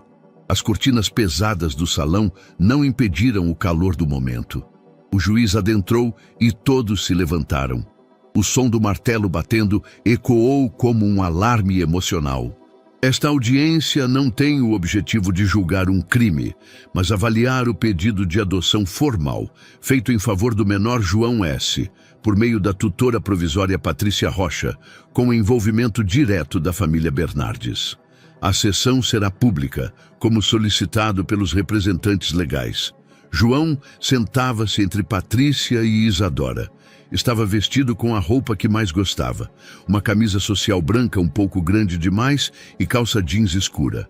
Ele apertava os dedos entre si, mas seus olhos estavam firmes. Sabia o que estava em jogo.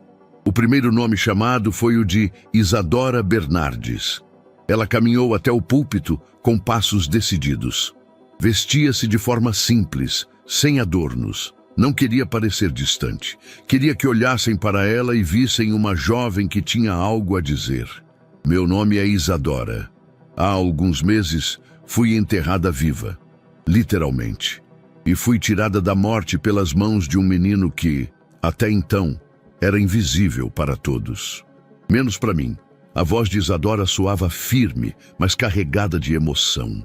Os olhos de João marejaram. Ele não me salvou apenas fisicamente. Ele me ensinou a ver o mundo com olhos que nunca me ensinaram a usar, a ver o que é cuidado genuíno, mesmo quando você não tem nada.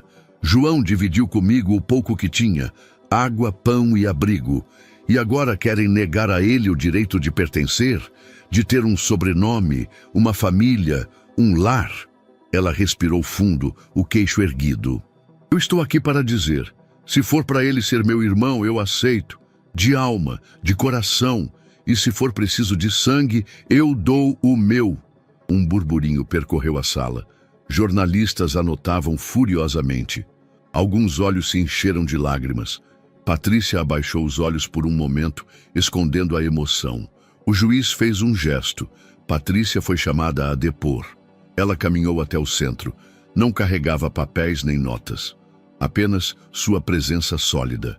Meu nome é Patrícia Rocha. Sou agente da Polícia Civil há mais de 15 anos. Já vi coisas que fazem muitos desistirem da profissão, mas nunca vi alguém como João. Ela olhou para ele sem medo de demonstrar ternura. A primeira vez que o vi, ele estava com as mãos feridas de tanto cavar. Tinha os joelhos machucados, o rosto sujo de poeira, mas os olhos vivos. Ele havia resgatado uma menina que jamais tinha visto antes. E fez isso sozinho, com um canivete velho e uma coragem que não se aprende em escola nenhuma. A voz de Patrícia oscilou por um momento, mas logo retomou o controle. Desde então, tenho sido testemunha da força desse menino, da inteligência, da empatia, da vontade de aprender. Mas também sou testemunha da forma como ele tem sido julgado. Pelo passado que não escolheu, pelo sangue que corre em suas veias, pela origem que carrega nos ombros. Ela então se virou ao juiz. Senhor, esta adoção não é uma caridade, é uma reparação. João merece ter o que lhe foi negado desde o nascimento, o direito de ser amado, de ter um lar. O silêncio se espalhou como um lençol tenso. O juiz assentiu. Logo depois, o juiz autorizou que algumas testemunhas da escola de João falassem. 4 alunos e uma professora foram convocados. Uma menina com tranças apertadas e uniforme largo se aproximou do microfone. O João me ajudou no recreio quando eu caí e ralei o braço. Ele rasgou a camisa dele para fazer um curativo. Nem me conhecia direito. Outro menino, mais baixo, continuou. Quando uns caras começaram a rir dele, ele não revidou. Só disse que não queria brigar e depois me ajudou com matemática. A professora, por fim, com a voz embargada. João nunca chegou atrasado, nunca se recusou a participar. Ele sempre escuta mais do que fala e mesmo quando é provocado, respira fundo. Ele é o aluno mais atento que já tive e o mais valente também. A sala começou a se mover em solidariedade. Então o juiz anunciou que ouviria Norberto Aranha. O ambiente pareceu mudar. O ar ficou mais denso, como se todos prendessem a respiração. Norberto levantou-se com expressão serena, ensaiada. Trajava terno escuro e um discreto broche dourado na lapela. Caminhou até o microfone com passos calculados. Descobri recentemente que tenho um neto, algo que jamais imaginei. Minha filha, Helena, foi internada anos atrás por problemas emocionais. Nunca me falou de gravidez alguma. E agora, ao ver que esse garoto pode ser parte do meu sangue, me vejo envolvido em uma história que não compreendo. Sua voz era calma, mas faltava nela o nervo da verdade. Minha preocupação não é com heranças ou escândalos, é com o bem-estar da criança. Tudo deve ser investigado, deve haver tempo e prudência. Não podemos, por impulso, legalizar laços sem entender completamente o impacto disso. No fundo da sala, alguém murmurou. Hipócrita. Norberto continuou. Se eu sou o vilão da história, que me julguem, mas não construam castelos de esperança sobre fundações frágeis. O garoto precisa de estrutura, não de comoção. Ele recuou. O silêncio era espesso. O juiz agradeceu e retomou a palavra. Após ouvir todos os depoimentos, este tribunal reconhece a complexidade do caso. Os laços emocionais apresentados são profundos, mas devido às alegações ligadas à origem do menor e à possível paternidade ocultada, esta corte determina o adiamento da decisão final. Houve protestos baixos, murmúrios. A guarda provisória continuará com Patrícia Rocha. As investigações complementares prosseguirão nos próximos dias. A decisão final será anunciada em até 15 dias. O martelo bateu. Lá fora, os repórteres já esperavam. Um apresentador segurava um microfone apontado direto para a câmera. Estamos ao vivo, direto do Fórum da Capital, onde a audiência pública pela adoção de João S. acaba de ser encerrada. O juiz preferiu adiar a decisão final. Mas os depoimentos emocionaram o país. Já são mais de 4 milhões de menções na internet com as hashtags Justiça por João, Adoção sem preconceito e Família é escolha. João saiu com Patrícia e Isadora ao lado. Os flashes piscavam como relâmpagos em sua direção. Ele olhou para Isadora e com voz baixa disse: "Mesmo sem decisão, eu sinto que já estou ganhando." Ela apertou sua mão e sorriu. Eles ainda não tinham vencido, mas tinham se erguido, e o país inteiro tinha visto. O céu ainda estava nublado quando um jatinho particular taxiu na pista do Aeroclube da capital. Norberto Aranha, terno escuro, olhar frio, entrou na aeronave. Era sua chance de desaparecer, mas algo o fez parar. Segurou a lanterna que tinha no bolso.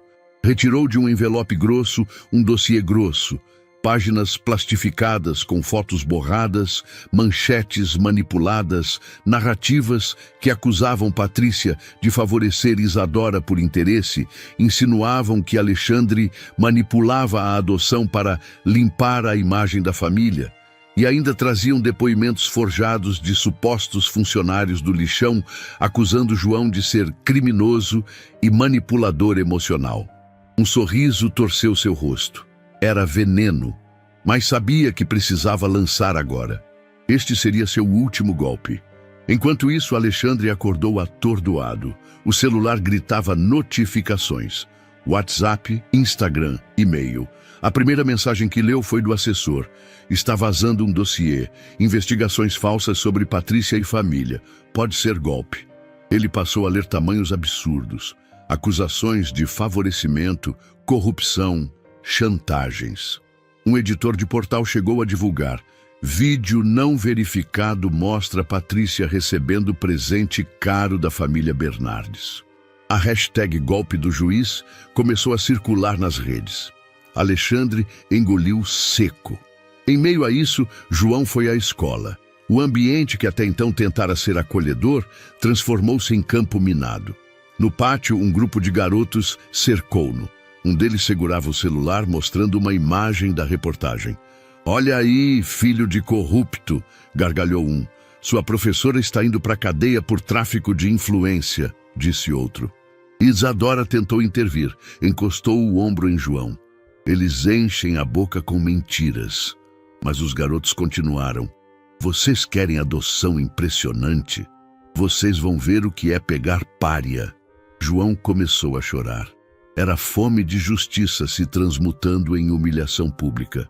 Ele se afastou envergonhado, arrastando o uniforme sujo e as pernas fraquinhas. Isadora correu atrás. "Não escute, eu tô com você." João ergueu a cabeça. "Eles acreditam nisso.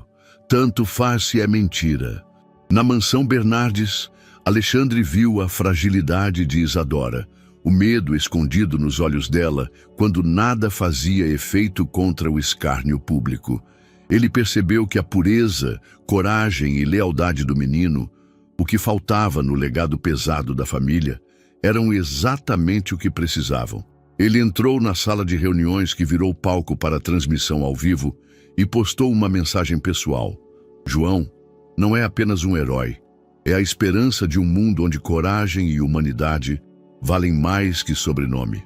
Estou com ele, com Patrícia e com minha filha. Pedira ao assessor que redigisse uma nota de repúdio ao dossiê.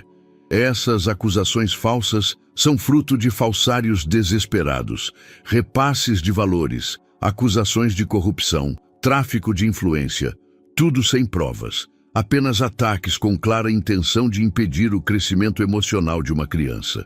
No mesmo momento, reclamou acesso aos arquivos digitais e forenses, alegando que Norberto aparecia como IP único que enviou o dossiê aos portais. Na portaria da escola, com ato simbólico, Alexandre apareceu no final da tarde. Comprou suco e lanche na cantina, sentou-se ao lado de João.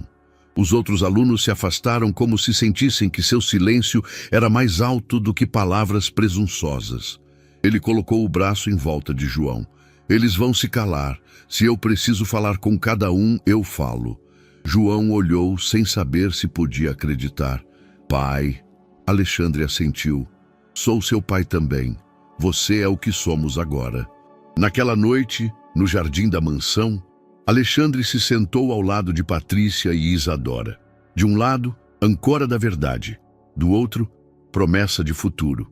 Fiz minha parte, ele disse baixinho para Patrícia, que inclinou a cabeça quase num aceno. Eu sei. Isadora se aproximou. Ele me disse que ia lutar. Alexandre suspirou. E eu vou lutar com vocês. Patrícia observava os dois e por dentro sentia o alívio crescer. Do outro lado do país, o jatinho particular se afastava na pista. Norberto estava indo embora, mas o contra-ataque dele já havia falhado, porque a imagem que sobrava, exposta sob o céu melancólico, não era a de um monstro, era a de um menino que escolheu amar. O silêncio da sala de Patrícia era cortado apenas pelo som do ventilador antigo no canto, girando vagarosamente como se acompanhasse o peso do momento. Sobre a mesa, um pendrive pequeno, quase insignificante à vista, repousava ao lado de duas pastas repletas de documentos, grampeados, carimbados, organizados como armas numa batalha que não era apenas jurídica, mas também moral. Patrícia segurava nas mãos o gravador, um modelo velho e gasto pelo tempo. O botão play rangia, mas funcionava. Quando o apertou, a voz de Norberto invadiu a sala. Aquele garoto nunca deveria ter sobrevivido, nem a menina. Foi tudo uma falha. Uma maldita falha. Pausou. Rewind. Repetiu. Aquele garoto nunca deveria ter sobrevivido. As palavras reverberavam como um soco abafado. Ela fechou os olhos por um segundo. Havia colhido aquela gravação com risco, paciência e uma dose incalculável de persistência. Um ex-contador da empresa que fugira para o interior com medo de represálias, cedeu o áudio. O homem, nervoso, tremia ao entregá-la, como se libertasse um segredo há muito enterrado. As pastas continham extratos bancários, autorizações internas, esquemas de envio de recursos para offshores, todos com assinatura digital de Norberto.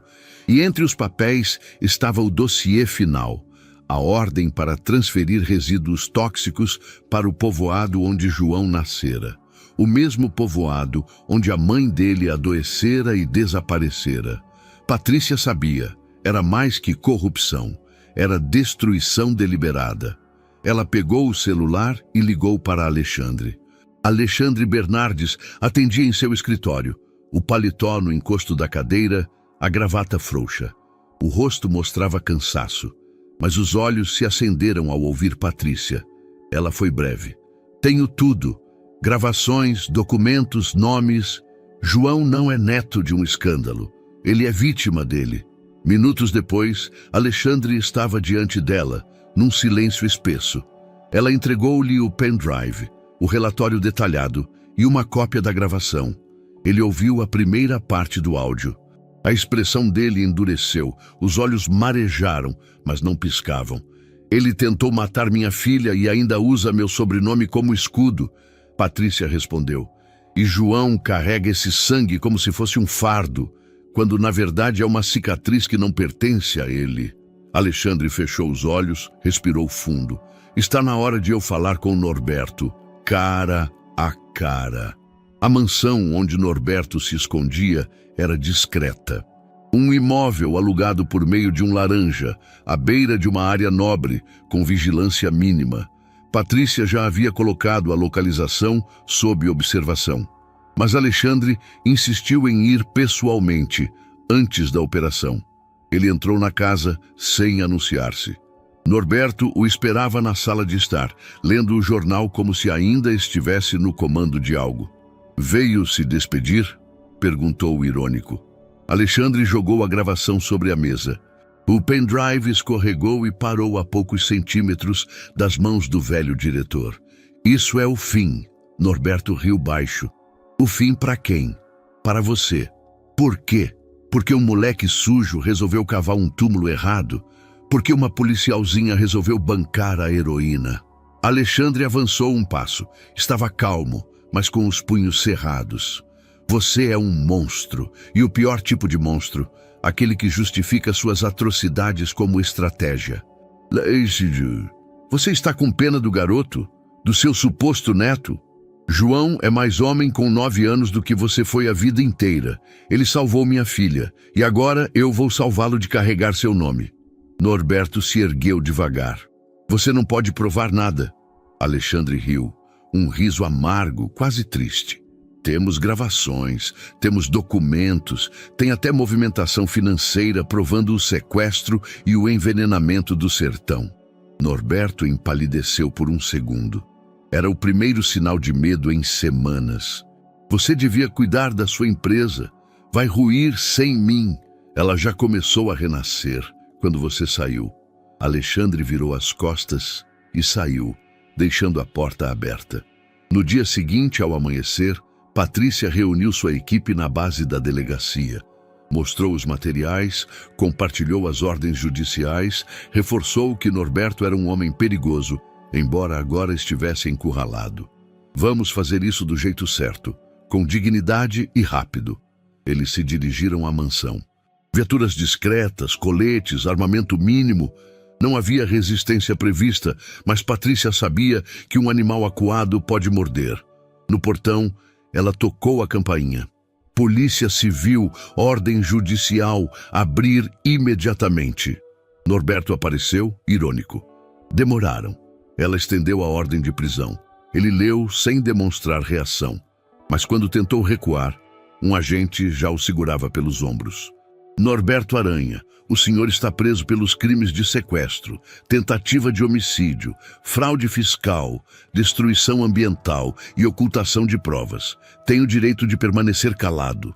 Ele murmurou. "Isso é só teatro." Patrícia respondeu, olhos nos olhos. "Não, isso é justiça." Na sede da delegacia, o corredor parecia mais iluminado do que de costume. Patrícia passou com o relatório nas mãos. Alexandre aguardava do lado de fora. Eles se olharam, cúmplices, finalmente do mesmo lado da história. "E agora?" perguntou ele. "Agora começa a parte mais difícil, reconstruir." Alexandre olhou para o celular. João havia mandado uma mensagem. "A senhora acha que vai acabar hoje?" Patrícia respondeu. "Vai começar hoje." O terminal do aeroporto estava imenso, uma catedral de paredes brilhantes e vozes cruzadas. Malas sobre rodinhas cortavam o espaço, anunciadas pelo cascalhar característico do rodízio no chão. Lutador incansável, Norberto Aranha atravessava o flutuante mar de corpos com o semblante distante, quase robótico. O terno cinza claro parecia ser parte de sua armadura. Mãos trêmulas seguravam a alça da pasta de couro, um objeto que carregava não só planilhas, mas ambição e escárnios.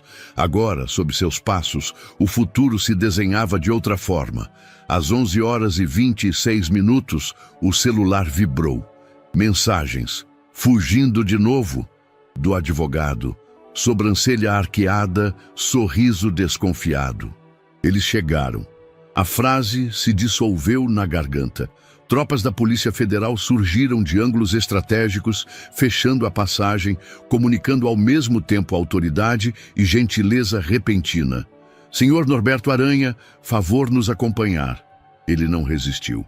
Foi algemado com a serenidade de quem entende que, em meio ao poder, há falhas humanas, ocultação, crimes ambientais, destruição de vidas.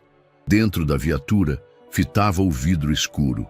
Fora dele, câmeras piscavam freneticamente. Microfones surgiam como jatos de luz. A imagem transmitida em rede nacional mostrava o homem que achava-se intocável, sendo conduzido como qualquer fugitivo. O contraste era bruto e silencioso, melodrama não previsto em nenhum roteiro. Enquanto isso, em casa, a atmosfera era outra, pesada, curiosa, ansiosa. Na sala, João assistia ao mesmo noticiário que confirmava a prisão. O rosto de Norberto ocupava o quadro da televisão. A manchete dizia: Norberto Aranha é preso tentando fugir do país. O som ecoou por cada canto. Era um marco. O peso em seu peito começou a se desfazer. Respirou fundo. As lágrimas que ele esforçava para conter escaparam, silenciosas, mas reveladoras. Era alívio, não vingança. Pouco depois, Isadora entrou. Ouviu o silêncio transformado em choro de libertação. Sentou ao seu lado, abraçando-o. Ele soluçou baixinho. Vai ficar tudo bem, prometeu ela. Logo depois, Alexandre chegou. Punhos tensionados, enfrentava todas as câmeras, o público, o mundo que passava a ver e julgar. Ao ver o filho, o menino que se tornou forte demais em tão pouco tempo, sua expressão cedeu. O olhar mudou, entre emoção e orgulho. Ele se ajoelhou, tocou o ombro do garoto.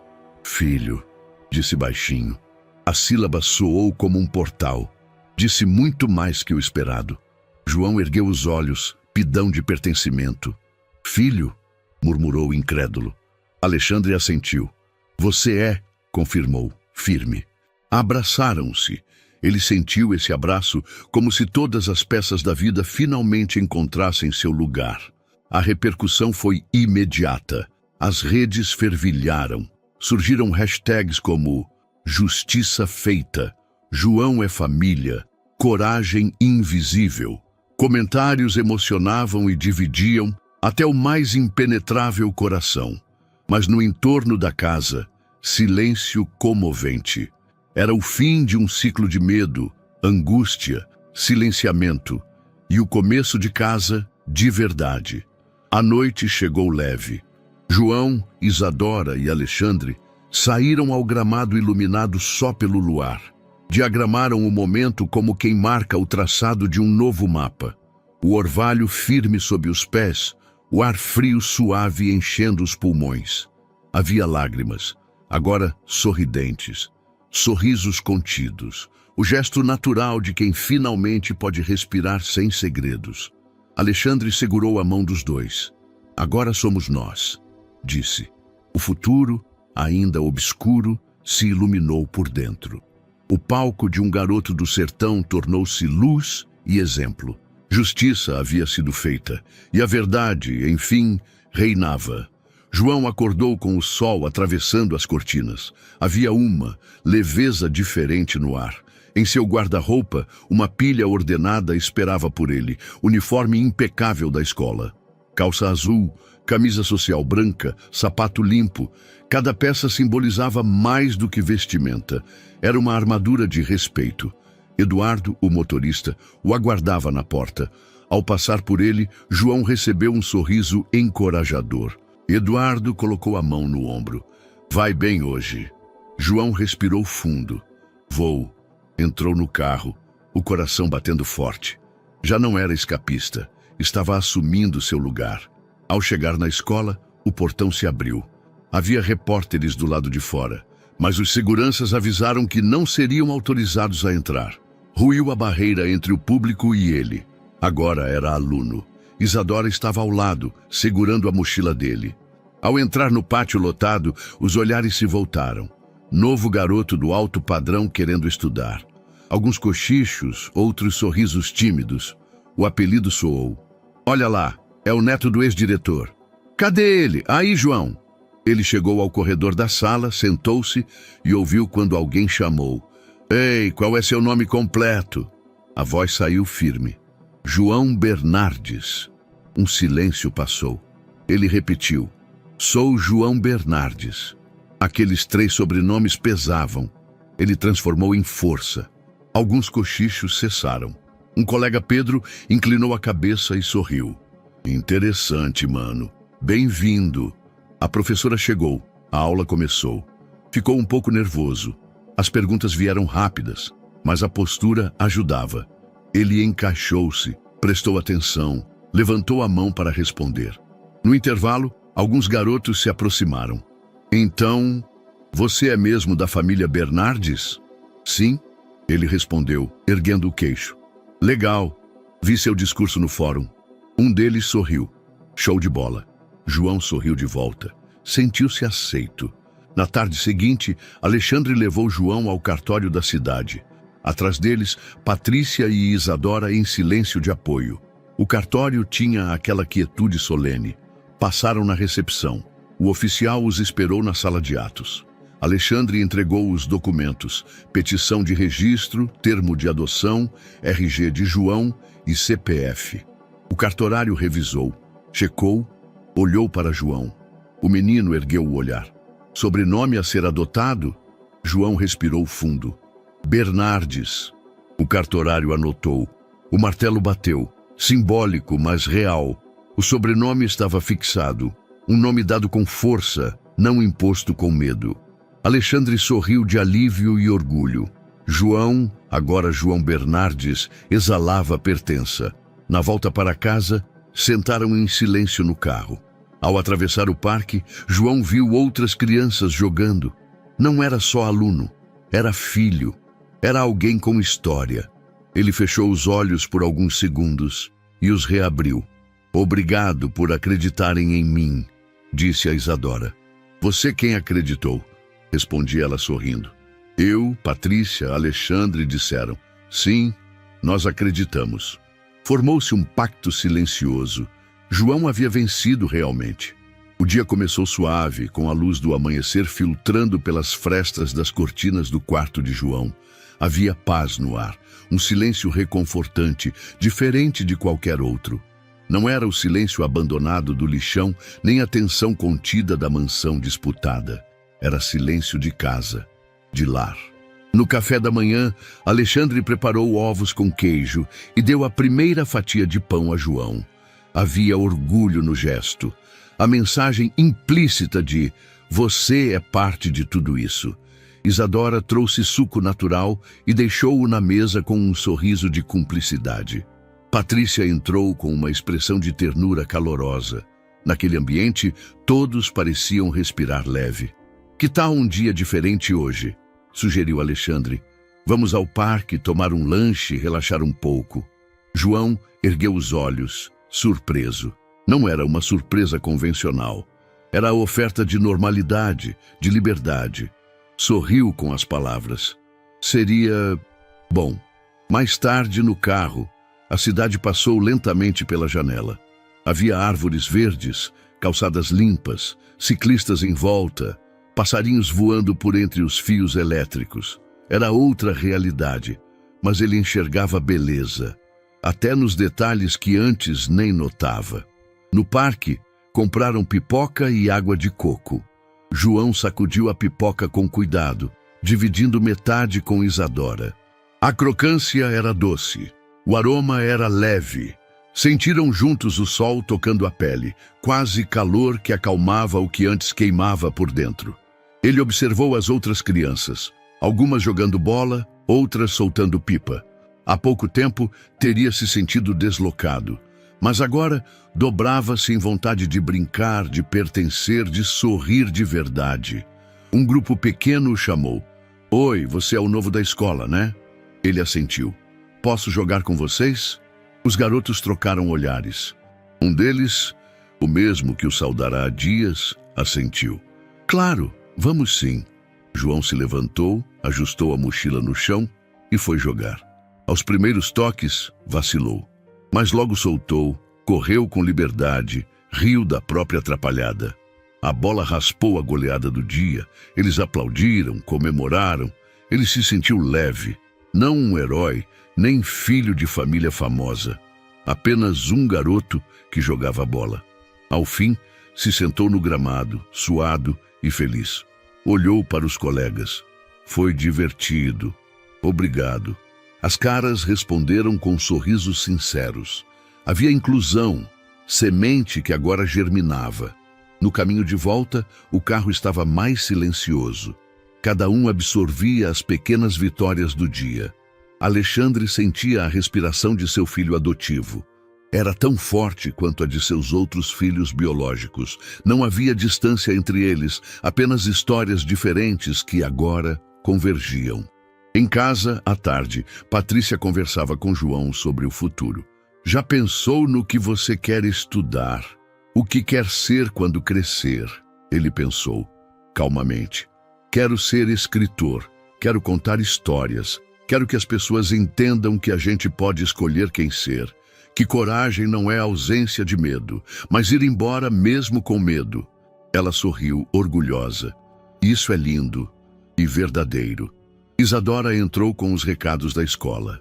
Contou das brincadeiras, do lanche compartilhado, das perguntas curiosas dos colegas. O sobrenome dele já era aceito.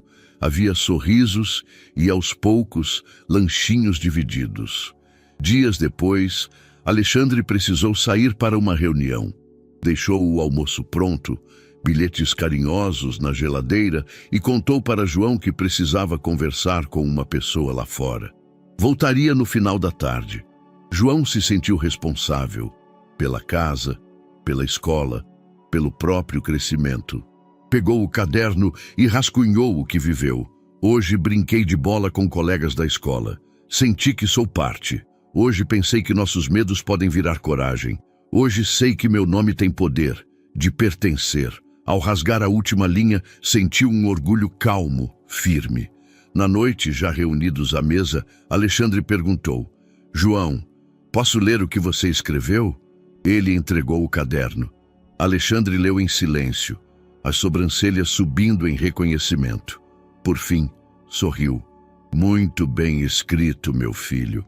Você fala com o coração, e o mundo precisa de corações assim.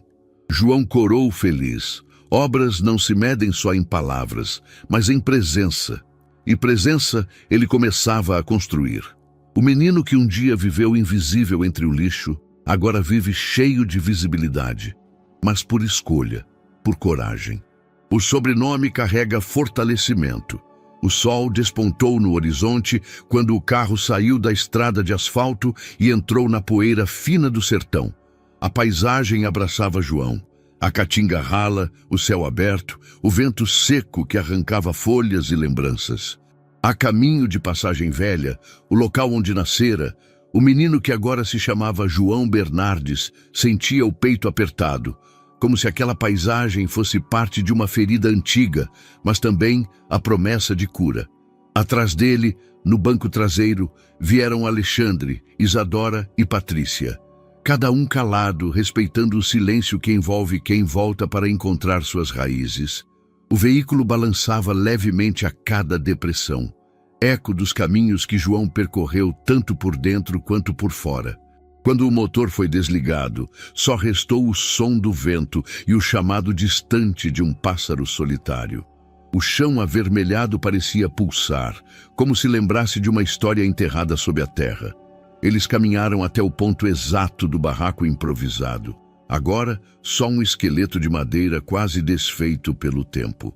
O pano rasgado, o canto onde ele e Isadora dividiram água, aquele chão onde ouviram os primeiros gritos.